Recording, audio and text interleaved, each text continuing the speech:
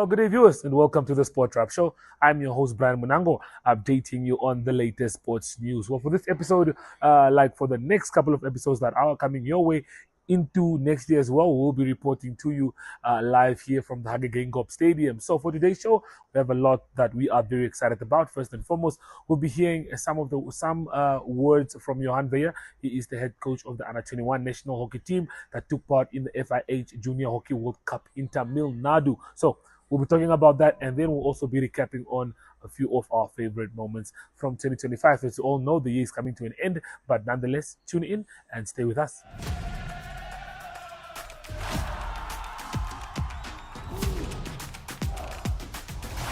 So first up on the hit list, we'll be having a look at the interview that we did do in Tamil Nadu in the city of Madurai. That's in India, where we did get to catch up with Johan Veyer after the tournament of the Under 21 Junior Hockey World Cup concluded.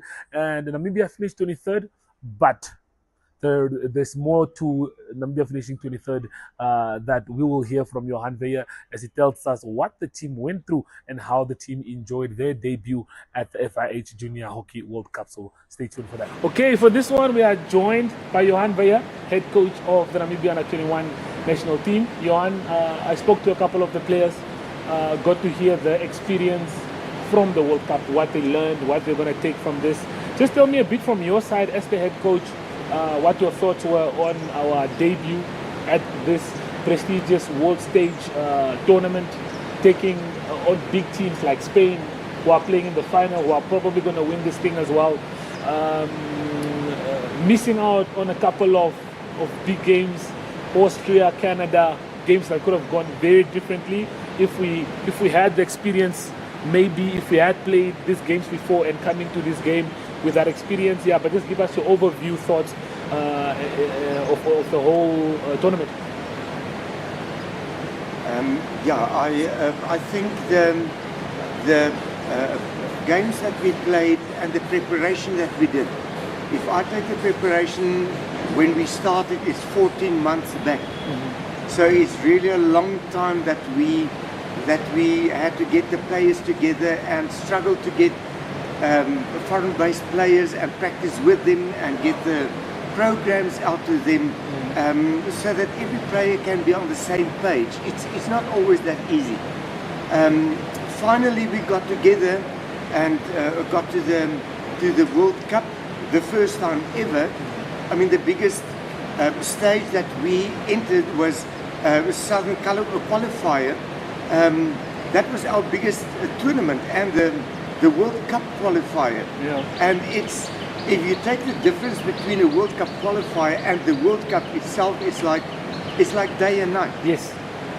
So we need to understand that, and we need to make peace with that. That on that level where we were able to compete, we did. But on this level that is much higher, it's a total different ball game. And for that, I think the team did pretty well. Yes, we had disappointments where I really thought we could win the game that we didn't pull through. And if we did, I think we could end up much better than we did at the moment.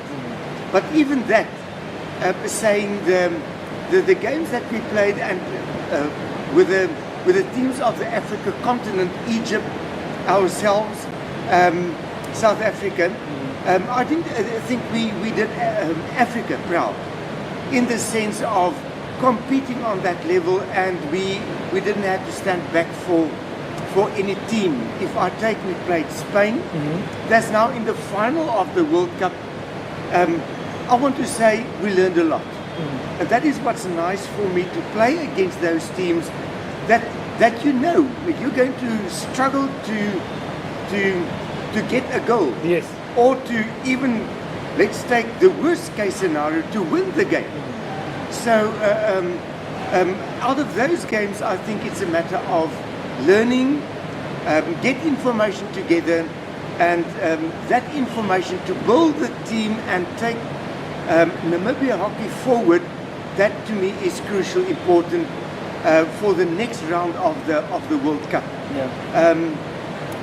First time ever that we played in the World Cup. that already is an achievement. And to win 2 games in the World Cup, what an achievement.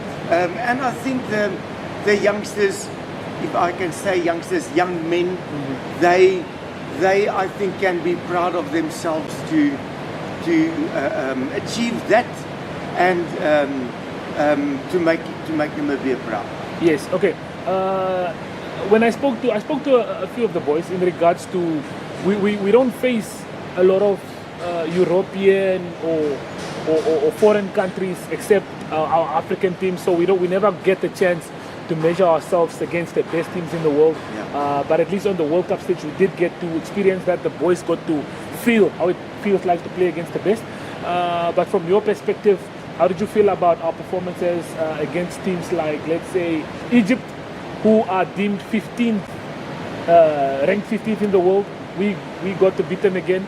People thought it was probably maybe the home advantage. Well, yeah, that played their Brian, hand. I can say the first time that we won against Egypt, I also got the idea from spectators in Vinted, because the tournament was in Vinted, that might be just luck, because we never ever in our lives of Namibian hockey, and I'm coming with Namibia hockey a long time now.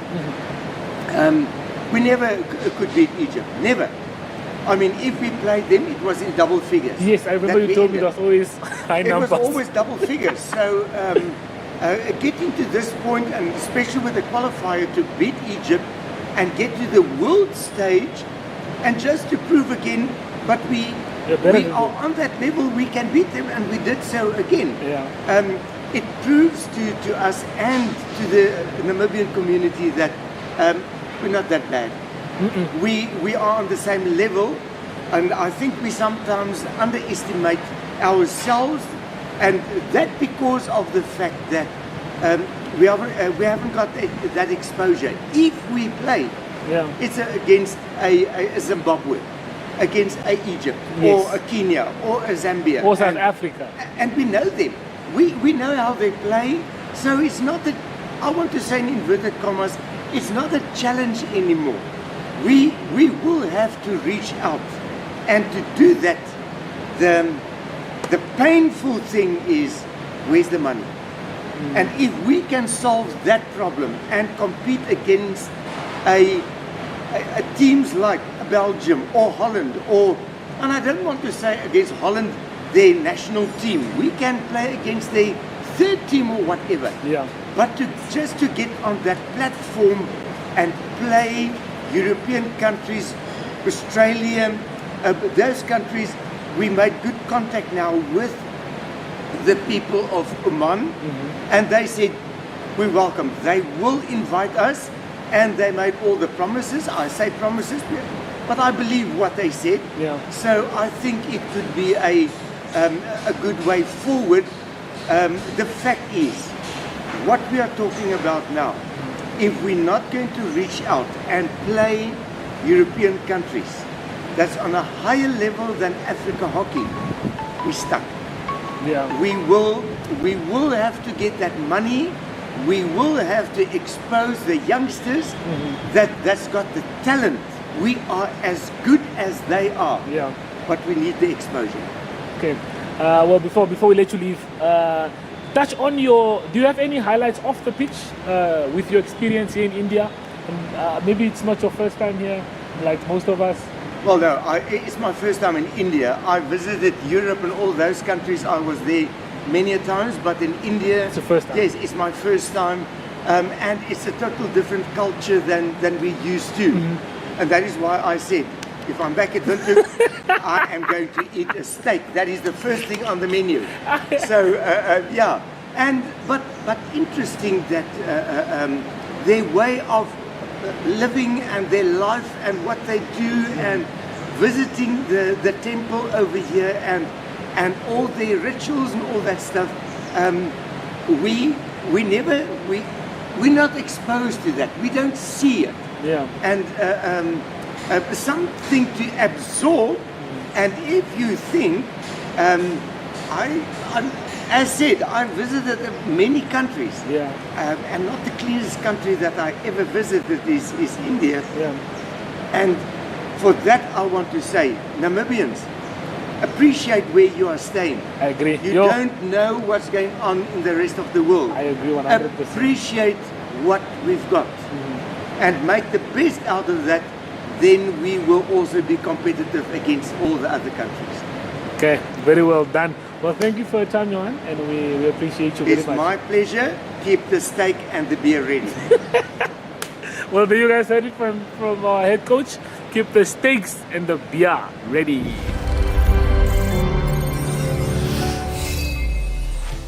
Well, that was Johan Veyer. And I also did forget to mention, we did get to catch up with the captain of the team, JP Brits. He scored 5 goals at the World Cup, a lot of goals for the Namibians. So we do get to catch up, hear from him what his thoughts were on the tournament. And on top of that, he has been selected, or he has been approached by a German hockey club, and he will be playing hockey in Germany for a top team. And he tells us how excited he is about that as well. So hang tight as we listen to Paul Brits. Okay, so for the first interview, we are joined by the captain, JP Brits. JP, just tell us, how did you enjoy the World Cup all in all? I mean, it's our debut here. Yeah, just give us a bit of how your experience was. I think having a World Cup in a country like India is always exciting. The people love hockey, they love, eat and drink hockey here. So it's always nice to see people that enjoy the sport and come out and watch all the games. So that's been one thing. And I almost want to say the appearances we got at the airport, and you could see that people really enjoy the sport, and they made us feel like celebrities at the airport, giving us all these I'm not sure it's religious, but just all these decor on our faces and around our bodies and stuff. So it was quite cool to see that they treat you like celebrities. Look, we had a conversation before the tournament started. I think you said this is the first time you're playing like with the young guys. You're usually the one that's young in the team. How did it feel for you to step up and have to be the captain and lead these young lads in this World Cup? It was a real privilege and an honor. I had the honor of captaining them 3 years ago in the under-18 test series, but that was only a test series. So this was also a real privilege, like I said, to be able to captain them in a World Cup and be able to captain them at the Junior Africa Cup earlier this year. So it's just been an awesome year for myself. Well, you played fantastic. I got to watch you in action for the first time, like for a lot of matches. You're a very composed player. If you have to touch on some of the things that you feel were your highlights here in India, apart from the games themselves, what do you feel like you'll take back home? Anything that you enjoyed particularly? Maybe the food? No, not the food. Definitely not the food. I think the experience that we play different countries, and it's not like in South Africa where we play the same and the same. It's you're playing against countries that might be better than you on the day, but just because your tactics are better than their tactics, you beat them. Yeah. So it's a lot. It's not just the hockey factor. It's all the other factors, your nutrition and all that stuff. So it all makes up, I almost want to say, the whole high performance setup. So your recovery, your eating, like I said, and then obviously your performance. So on the day you could be the better side, Yeah. but they might just outplay you just with their style of play because you're not used to it, because unfortunately we don't play as much hockey as the other countries. Yeah. So I think this was a good eye-opener for us as Namibians to see that to get better in the sport you have to play more. Yeah. So, Okay. 5 goals that you scored. Coming into the tournament, did you set an objective for yourself regarding goals? How I understand, you are a forward player, but you were playing in midfield most of the games and at the back, but yet you still got 5 goals. Did you have at the back of your head, were you planning on? Did you have a tally for yourself to say, I want to score at least 3, I want to score at least 4? I think I would have been happy with 1 goal a game. Okay. So unfortunately missed out on that target. But I don't really set a target for myself. I kind of just focus on kind of helping the team and kind of leading them, and the goals will always come. Like I say, if you play well and you're in the right position at the right time, and then the goals will always come. Okay. Toughest opponent you feel you faced at the World Cup? Definitely Spain. They were on a world class level. It felt like we couldn't get the ball sometimes, and we were just moving left and right, left and right. They were different level to all the teams I've personally played. I mean, half time we came off and I thought the game was done. I remember chatting to my mate Josh sitting next to me, and I was like, "Is this game not done?" And he's like, "No, we still got a whole half to go." I was like, "Man, that's tough." And I mean, they're playing in the final, so it just shows. And how does it feel for you to play against a team that you know is that great since they're playing in the final as well? I think it's a real privilege. I mean, we don't always have the opportunity to play teams like this. We always play teams in Africa and not even always go to Africa Cup because of funding and all that stuff. So to play a team like this, it kind of opens your eyes because you realize that you might not be as good as you think, and there are a lot more levels to this game. But it was very nice to play. And even though we lost quite badly, I think it opened a lot of guys' eyes to realize that there's work to be done. Yeah. Okay, before I let you leave, just to touch on, tell the Namibians, tell us what the future holds for you after we leave India. I understand you are going to Germany. So what's up? What's happening there? I wasn't planning on doing anything after this. I was going to go on holiday, and then I got a call on a Friday from a coach from a German club, and then he offered me to come play for the indoor season on that side for the first Bundesliga. That side. So it was an opportunity I couldn't really say no to because it's always been a bit of a dream of mine to go play overseas. But yeah, it was just unfortunate that not unfortunate that I wouldn't join them as soon as I wanted to, but obviously they were happy for me to play Junior World Cup because obviously that's a bigger priority than just a normal season. How excited are you to just go fall in that side and continue playing? I'm quite excited. I think it's going to be a swap because this is so hot and humid, and that side is so cold and rainy and all that stuff. So it's definitely going to be a weather change, but I'm super excited. Okay, well, one question we've asked almost all the players in the team before we let you go: does pineapple belong on pizza? Yes or no? Definitely no. Definitely no. Oh, I mean, if the captain says no, then the rest need to follow. But viewers, there you have it. JP van der Merwe, JP Brett, sorry, JP Brett's captain of the team. Thank you for your time. Thanks so much.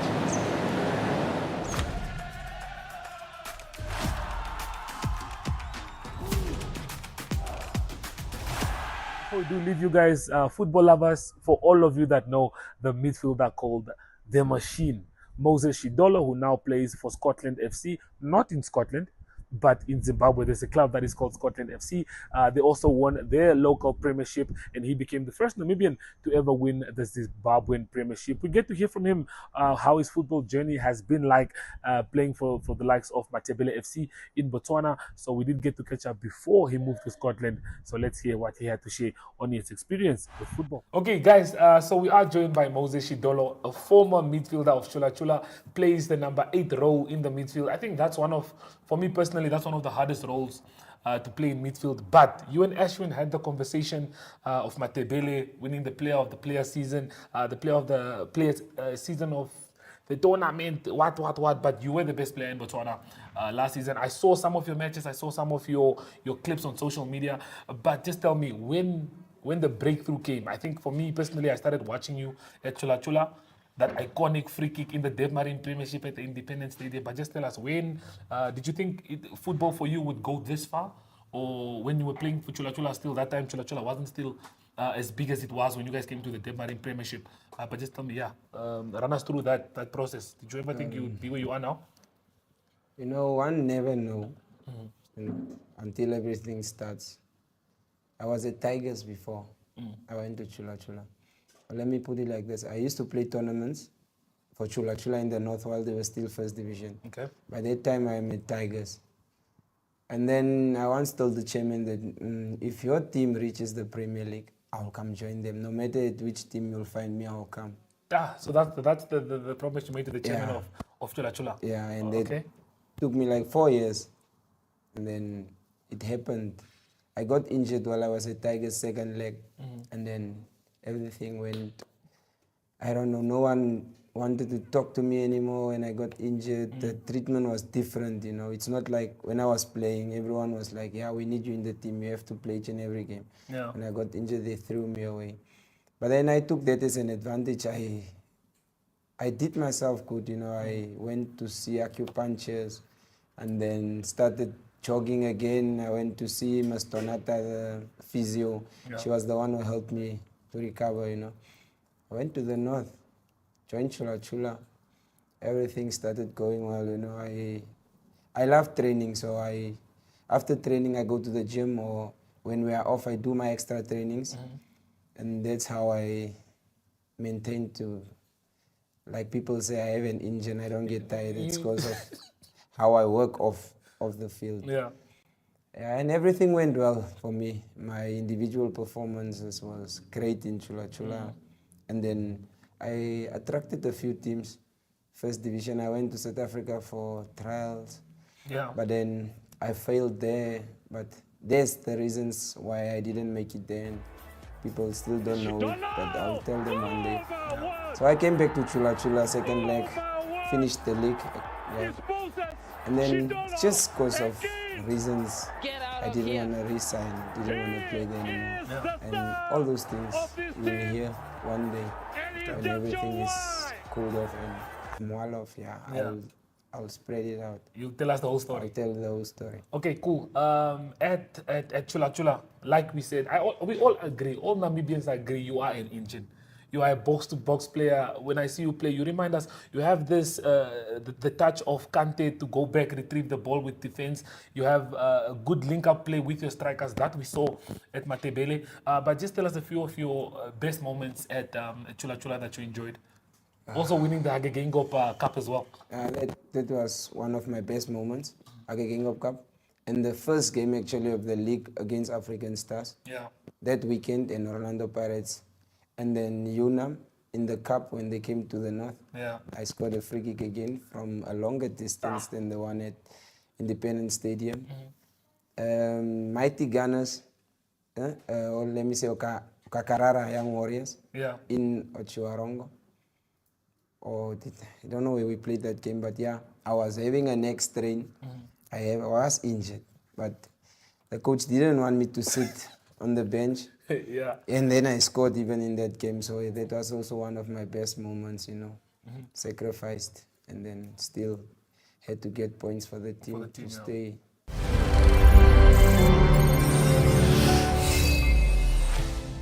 That's all the time that we did have for you on today's wonderful show. Make sure to catch the show tomorrow and on Friday before we do close off for the year and come back with bangers next year. We look forward to giving you guys better content next year. Like, the plan is always to upgrade and get better. But from Brian Munango and the team, it is goodbye and enjoy the festive holiday.